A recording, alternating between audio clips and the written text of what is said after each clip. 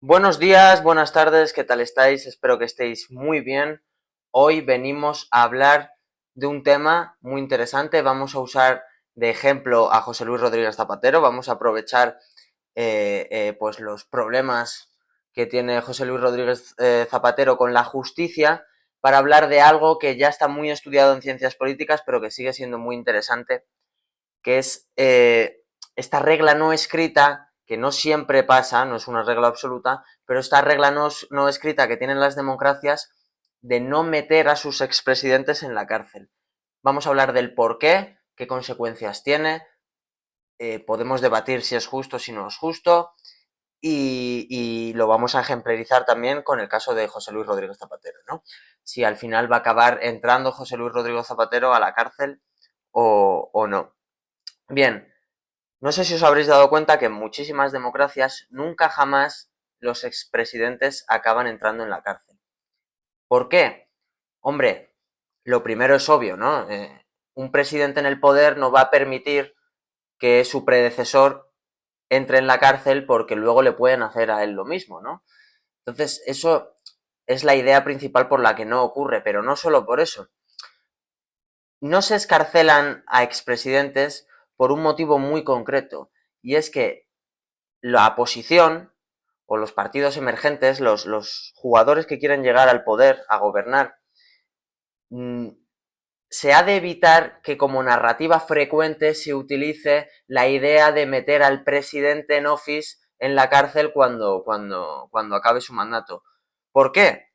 Pues bueno, imaginaros un mundo en el que cada vez que un presidente llega al poder mete al antiguo en la cárcel. Habría mucha identidad partidista, polarización, pero eso no es todo, no solo por eso no se mete a los expresidentes en la cárcel.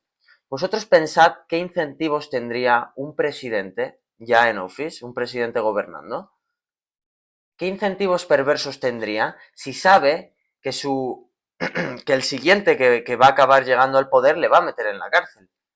Entonces, para evitar esos incentivos perversos de aferrarse en el poder, se intenta no meter a los expresidentes en la cárcel. ¿Por qué? Porque si eso se acaba haciendo una costumbre, el presidente actual nunca va a intentar o va a intentar por todos los medios no soltar el poder con tal de no acabar preso, ¿no? Estaríamos creando incentivos perversos, que estos incentivos perversos a la larga pues desatarían violencia, guerras civiles, en fin.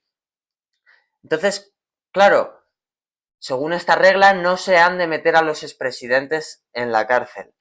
Pero como decía, no es una regla absoluta. Hay ejemplos históricos en los que pasa lo contrario.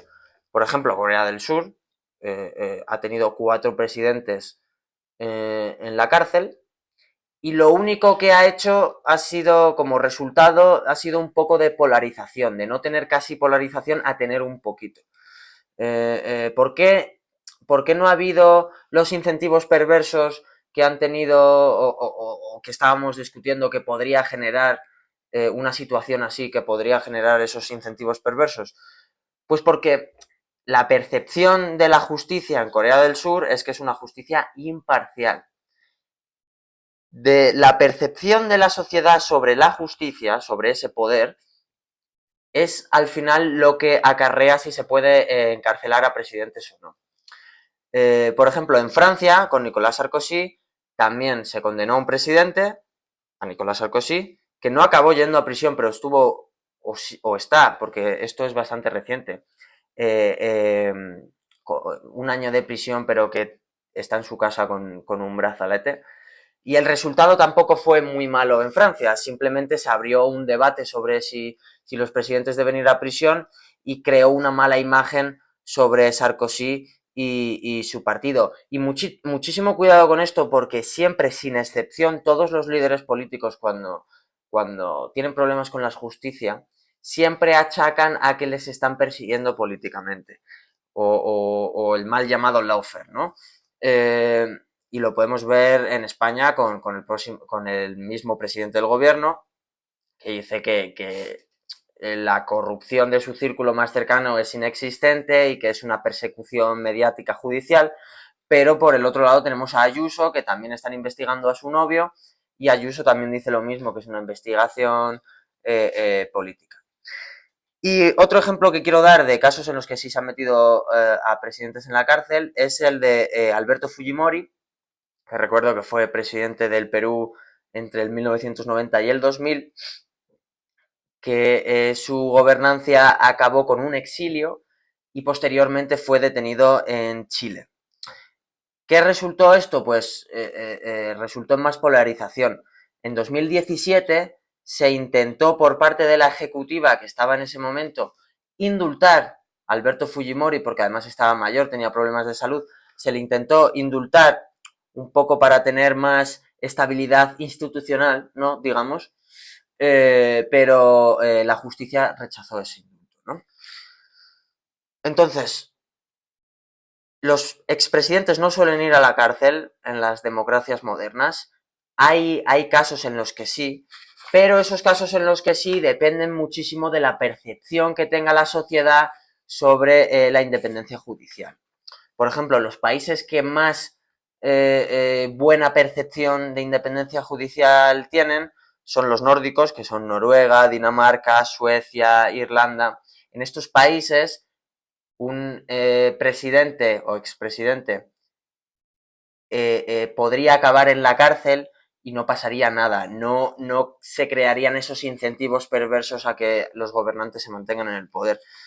Y luego están los países que menos o que peor percepción de independencia judicial tienen, que es el caso, por supuesto, de México, que han convertido hace no mucho en México ahora para ser juez se hacen unas elecciones, ¿no? Los jueces se presentan, lo que está acarreando que muchos de esos jueces sean financiados por el propio narcotráfico, en fin, que tengan discursos populistas, en fin, un error de libro.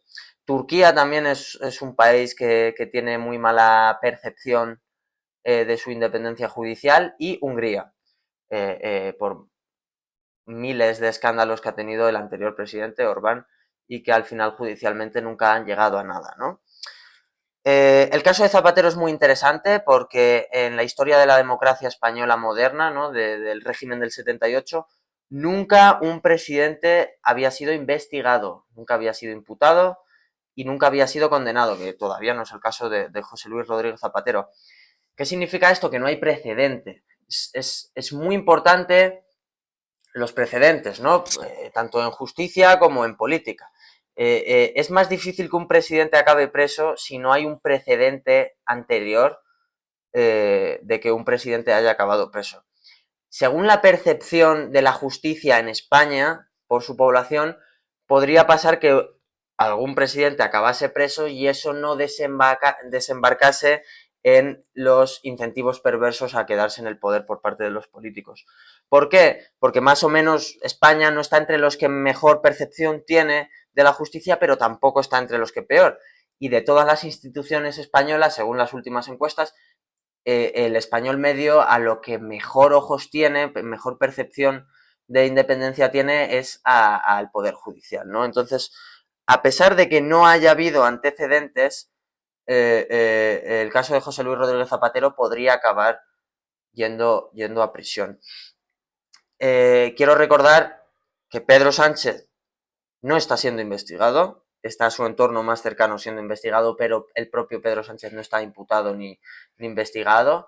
Y para el que quiera decir Mariano Rajoy tampoco ha sido investigado ni imputado, ha sido llamado a declarar como testigo por el caso Bárcenas, por el famoso M. Rajoy, que poca gente sabe que esa anotación M. Rajoy fue anotada a posteriori por Bárcenas para crear presión sobre Mariano Rajoy.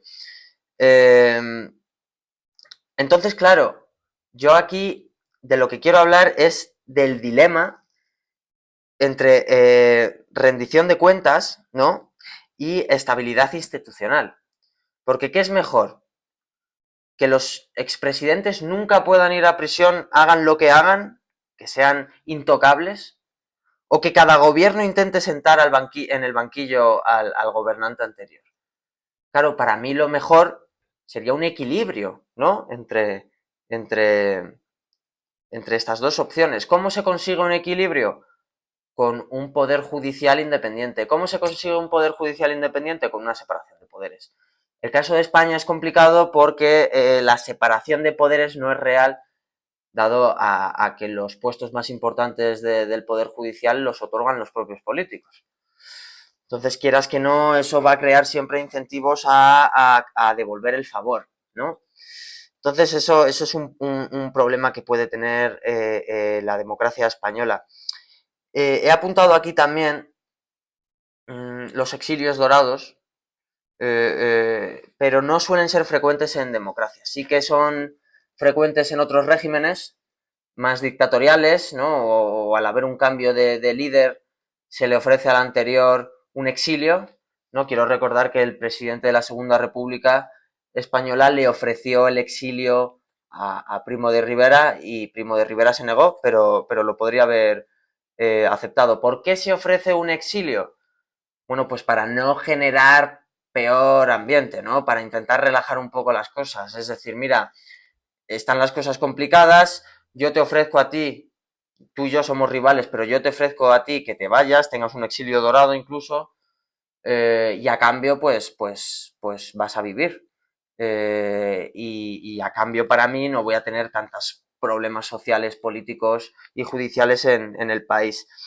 Los exilios dorados suelen ocurrir, como ya decía, en dictaduras, monarquías, absolutistas, aristocracias, pero no suelen ser algo que suele suceder en democracias. ¿Qué puede pasar? Como decía anteriormente, Alberto Fujimori se fue al exilio, pero no fue un exilio acordado porque poco después se le detuvo en Chile.